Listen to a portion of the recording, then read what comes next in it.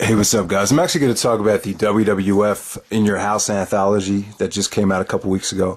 Obviously, if you look at the match listing, there's just a lot of matches I had never seen before. I've always had my eye on a lot of these matches for like over 10 years now, from looking at the WWE pay-per-view histories and all that stuff. So I was really excited for this set to come out. I definitely think it's one of the best, it's probably the DVD release of the year. From a match quality standpoint, and it was actually hosted by Todd Pettingill, who made his triumphant return. It was cool to see him. I thought he did a good job, actually. He did take a lot of shots at Shawn Michaels, I thought, which was kind of funny. He actually, when Shawn dropped the title and he said, "Oh, Shawn Michaels lost his smile again," or he lost the title he forfeited the title due to personal reasons. So you could just tell him and Shawn didn't really have the best relationship backstage. So you could definitely tell there was some negative vibes there. But overall, I thought he did do a good job. The first match on the set was Bret Hart versus Hakushi from May of 1995. This is great. Watching this match, the WWE really felt more like an indie back then. The pay-per-view prices were a lot cheaper. This In Your House thing was only 2 hours long. And I think it was a little bit more wrestling-based, some of the In Your House pay-per-views. You didn't have the kind of spectacle atmosphere that WrestleMania 11 had or some of those other shows. But, this was just a great wrestling match between Bret and Hakushi, kind of like in Ring of Honor, how they have the U.S. versus Japanese guys. This really reminded me of that, just like we saw with Eddie Edwards and Taiji Ishimori. This was definitely, on that level. Even the fans, a lot of the fans were even cheering for Hakushi, and just a great athletic match. The roll up that Bret hit at the end was just beautiful. So yeah, Bret Hart and Hakushi, great match. I would actually say that Bret Hart was probably the MVP of the In Your House era. All the In Your House pay-per-views. I would say he probably was the most consistent performer by having great undercard matches and great main event matches as well. You can make an argument that maybe with Shawn Michaels, maybe even Austin. It's debatable, but Bret Hart would be my pick. Next up, we had Jeff Jarrett versus Shawn Michaels from In Your House of 95 for the Intercontinental Championship. So Shawn won the Intercontinental belt here to set up the SummerSlam match with Razor Ramon for the IC title. Jarrett was a great opponent, man, for Shawn Michaels, and I think Jarrett needs to be in there with somebody great to have a great match, and him and Michaels just clicked because they were both really, really athletic at the time. Jarrett was a great heel. They were in his hometown of, I think it was Memphis, Tennessee, so just great action here, just great athleticism, and just a great showcase match for Shawn, because this was actually his first match, I think, his first big pay-per-view match as a babyface. So he really got to show off the whole arsenal here. This was definitely 4 stars, one of the best matches of 95. Well, probably one of Shawn Michaels' best matches before he retired. Definitely, in my opinion. Next up, we have Razor Ramon versus Dean Douglas for the IC title in Your House of October 95. I think Shawn actually forfeited the IC title because he got beat up by a bunch of thugs in Syracuse. So the IC title was vacant here. This is definitely the worst match on the set. I will say this. I think, looking back, I think Razor Ramon was kind of underutilized, especially in 95, 96 when Diesel was the champion. There's no reason why Razor and Diesel definitely should have main evented SummerSlam 95 or at least one of the big pay-per-views that year. I think that would have been a lot better than Diesel versus Mabel or some of the other shit you had to sit through back then. Because I think 95 was not that bad of a year. You had Razor, you had Shawn Michaels and Bret Hart at the top of their games. 95 could have been a lot better. Next up, we had Bret Hart versus, we had Hunter Hearst Helmsley, Triple H taking on Henry O. Godwinn, the Arkansas Hog Pen Match from December of 95. Yeah, this was... really not much of a match, but it is memorable because Triple H took a gorilla press in the horse manure. So, they just wanted to show how Triple H paid his dues to get to where he is today. So it was, that's why it was a memorable match. Next up, we have Bret Hart taking on the British Bulldog for the WWE Championship in December of 95. Great main event. Definitely not as good as, didn't have the magic that the Wembley match had between Bret and Bulldog. Bret, on his DVD, said he felt like this match was really, really underappreciated and kind of went unnoticed. But I'm glad Bret put it on his DVD because it seems like a lot of people do love this match. It is great. It was pretty hardcore. Bret actually bladed really, really bad. There was blood everywhere. But, Bret and Bulldog had a lot of chemistry. I think the match kind of fell flat. Bret actually asked... For some reason, Jericho talked about this in his book. For some reason, Bret and Jericho saw each other before the match, and Bret knew that Jericho had just got back from Mexico, so he asked him, "Do you have any type of finishers I could use for my match that's kind of like a lucha type of finish?" So Jericho gave him the idea for the finish, and it just didn't come off that well. It just looked kind of, I don't know. I don't think anyone really expected it. It just wasn't executed that well. And I also didn't like this match that much because there was too much cutting to the British Bulldog's wife to get her reaction. And I don't know, it just felt kind of cheesy. And Vince got pissed off about, too many close-ups on Diana. So a lot of it was kind of a mess. But I do like the blade job that Bret gave here. It definitely gave it that edgy feel for a 1995 match. There was even some ECW fans chanting, "He's hardcore, he's hardcore." So that was pretty cool. But Bret and Bulldog, you can't lose with those two guys. This is definitely one of the best matches and main events of 1995. And very, very underrated as well. So next up we have Shawn Michaels versus Diesel. So Shawn Michaels just won the WWF Championship at WrestleMania, so he faces Diesel at Good Friends, Better Enemies in Your House of April of '96. And Diesel was already signed the contract with WCW, so he did his friend the favor. And but I love this match. So I think this is the best match Shawn and Diesel have had so far. I thought it was a great underdog story with Vince telling Shawn to give up, but Shawn never gave up. And just the storytelling was great. The size, the size contrast with Shawn just being smaller, trying to find ways to beat Diesel, and Shawn's athleticism really showed here too. I thought this was a great performance from Michaels. Definitely a 4-star match for me. Definitely one of the best matches from his title reign, without a doubt. Next up, we have Shawn Michaels versus Mankind from Mind Games of '96. Everyone knows how good this is. This is probably one of the best, if not the best, disqualification to a WWF title match. So, yeah, and, Shawn talked about this on Foley's documentary, how, it really gave Shawn that other dimension that he was lacking at the time, because he could be more aggressive and more edgy because of mixed style. So definitely very, very innovative at the time, very cutting edge, and so many interesting and innovative spots there. So that's one probably might be the best match in the whole set, the Shawn Michaels versus Mankind match. But I'm sure a lot of people have seen that match already. Next up, we had Stone Cold Steve Austin versus Triple H Hunter Hearst Helmsley from October '96. Both guys were heels at the time. They were very a lot lighter. They're both, they both had less body fat and less muscle at that time. But you could definitely see the potential. Both guys look very, very hungry. Austin actually got a babyface reaction here. Mr. Perfect came out, and I don't know, he just kind of ruined the match. They were trying to set up the Triple H Perfect match on Raw. So, it really wasn't very, very distracting, but you could definitely tell Austin and Triple H definitely had a lot of ability back then. You could definitely tell both guys were going to be superstars. So it was still a very enjoyable match. I still give it about 3.5. I thought it was that good. So next up, we had Undertaker and Mankind, the Buried Alive match, to main event the October '96 in Your House. And this is good. This is definitely probably the best Undertaker Mankind match in '96. It was pretty brutal. A lot of chair shots. Mick took a chokeslam in the grave.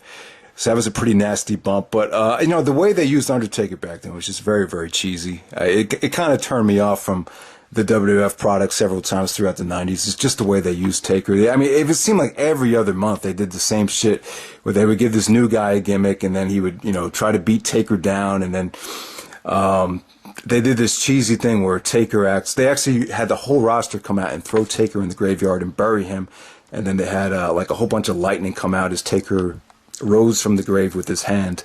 So I just thought Taker was used very, very cheesy. That's one of the reasons I enjoy the American Badass gimmick a little bit more than the Dead Man gimmick from, the late 90s, which I really didn't care for. Next up, we have Stone Cold Steve Austin versus Bret Hart versus Vader versus Undertaker, a fatal four-way match in February '97 for the WWF Championship. This is right before WrestleMania 13. All right, so Shawn Michaels lost his smile, and he vacated the title. And so Bret Hart actually won this match. So I don't know what they were thinking. Maybe they were going to go with Bret and Austin for the title, but for some reason they scrapped the plans. And then Sid actually won the belt back on Raw to set up the Sid versus Taker match at WrestleMania. So obviously they didn't know what the hell they were doing. And Spinnernet just talked about in his recent video, the WrestleMania 13 buy rate was awful. Probably the worst WrestleMania buy rate of all time, because they didn't really know what the main event was going to be. It was supposed to be Shawn versus Bret, but Shawn supposedly either faked a knee injury, or his knee was really that fucked up where he had to vacate the title. So they had Bret win the match. This match right here, I thought it would be a lot better. It was kind of a Royal Rumble type match where you had to eliminate the guy over the top, just like the Rumble, and it just kind of dragged at some points. I thought it really started to pick up once Austin got eliminated. You saw some good stuff, good back and forth action between Taker and Bret before Bret actually eliminated Taker with a clothesline to win the title. And Bret's title win was kind of anticlimactic. You could tell the fans were kind of done with Bret. You know, I think Bret as a babyface at that time was kind of stale, and you could definitely tell by the crowd's reaction it just was time for Bret to turn heel. So a good call by Vince McMahon there to talk Bret into turning heel.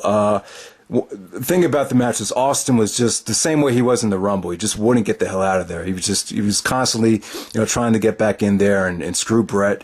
And so that's what it was. And he actually ended up screwing Taker by accident. So there we go with that. Next up, we had the Hart Foundation versus Austin, Ken Shamrock, Goldust, and the Legion of Doom from In Your House Canadian Stampede. With that, I haven't seen the whole show, but, a lot of people claim that the Canadian Stampede is probably one of the best pay-per-views in WWF history, if not the best, In Your House, without a doubt. So they were in Canada here. They were in Calgary, Bret's hometown, and this is just beautifully done. This is just a war. I mean, the Canadian fans were great here. The Canadian fans are always great, just like they were for Rock and Hogan at WrestleMania. They were, this is definitely on that level of crowd reaction. They just loved every single punch, every single move the Hart Foundation made. They were totally behind. Austin, I have to say, Austin was probably more hated here than he was from any time in 2001. He was that hated. He was just a red hot heel. Everything he did, he just got booed. And it's just a great, dynamic here. United States versus Canada. The Canadian fans just going apeshit for everything. I give this about 4.5. Just definitely probably the best 10-man tag match in WWE history right there. Great stuff. Next up, we had Shawn Michaels versus Undertaker from Ground Zero, September 97 In Your House. Just like Taker and Brock from Unforgiven of 2002, this was just about setting up the Hell in a Cell match. Shawn had just screwed Taker at SummerSlam by being the guest referee and, screwing Taker out of the belt. So Taker wanted to get his revenge on Shawn. And, good action here. The match was great. Your typical Shawn Michaels Taker magic while it lasted. However, you had your bullshit disqualification. That's the thing about some of the pay-per-views back then. I used to totally feel gypped whenever you would get a disqualification. It just totally felt like a waste of money. So, but for storyline purposes, it did make a lot of sense. Obviously they wanted to build tension, and Taker, the whole locker room came out to, clear everything out, and Taker actually took out the whole locker room with, his magical dive over the top rope. So that was an awesome sight. But overall, this is probably the weakest Taker and Michaels match. It's definitely the least satisfying. Next up, we had No Way Out, 1998, In Your House. Austin, hot as hell, coming off of the confrontation with Mike Tyson. So you had Stone Cold Steve Austin, who just won the Royal Rumble, teaming up with Owen Hart, Cactus Jack, and Chainsaw Charlie to take on Triple H, New Age Outlaws, and Savio Vega. All I'm going to say about this match is I thought it was really, really good because of Austin. Austin was just a machine. You could definitely tell, there was like 3 stages, or a lot of different stages of Austin's popularity. You had the Austin 316, you had the match with Bret, and then you had the thing with Tyson. And then you had the stuff with Vince McMahon, who totally put Austin over the top. But I think, coming off the thing with Tyson, Austin's popularity just got elevated even more right before WrestleMania. And he got the hot tag, and it was just, I've never seen anyone that over before. Austin, like I said, Austin was just a machine. He kicked everyone's ass. It was just magical how, he had the crowd in the palm of his hand here. So definitely a really, really, really awesome showing from Austin there. Next up, we had Stone Cold Steve Austin, Undertaker taking on Mankind and Kane from Fully Loaded In Your House, July of 1998. All right, so this is pretty much just to set up the Stone Cold Undertaker match at SummerSlam. Taker and Austin did win the tag team titles here, but Taker acted selfish and took both belts. So, really kind of made Austin jealous heading into the SummerSlam match. The match wasn't anything special, but still great attitude era crowd here. Taker actually won the match with the Tombstone, and the crowd really, really cared. They just cared about everything going on in the ring. So really, really good stuff there. Next up, we had Ken Shamrock and Mankind, Mick Foley from Judgment Day in Your House of October of 1998. At this time, you could definitely tell the fans, Mankind, Foley was still a heel, but you could definitely tell the crowd wanted the babyface turn, and Ken Shamrock was really, really stale. So you could definitely tell both guys were in need of a character change.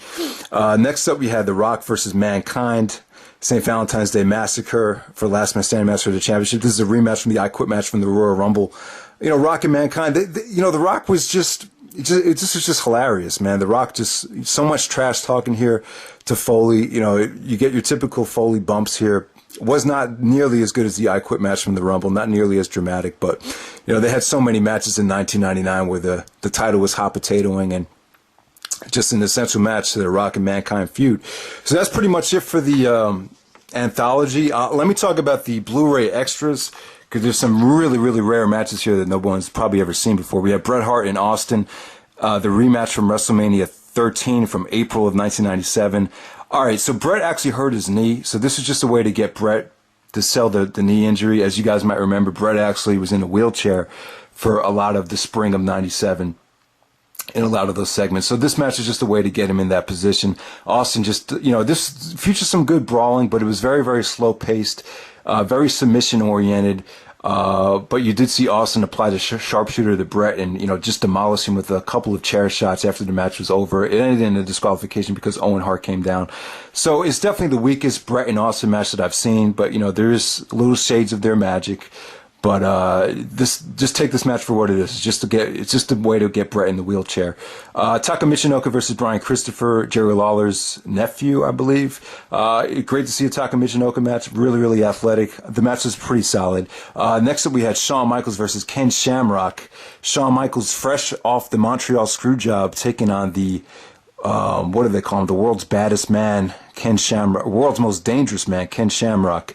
A good match here. It was going along great. If I ordered this pay-per-view, I would have been fucking pissed because it ended in a bullshit disqualification with Triple H and China interfering.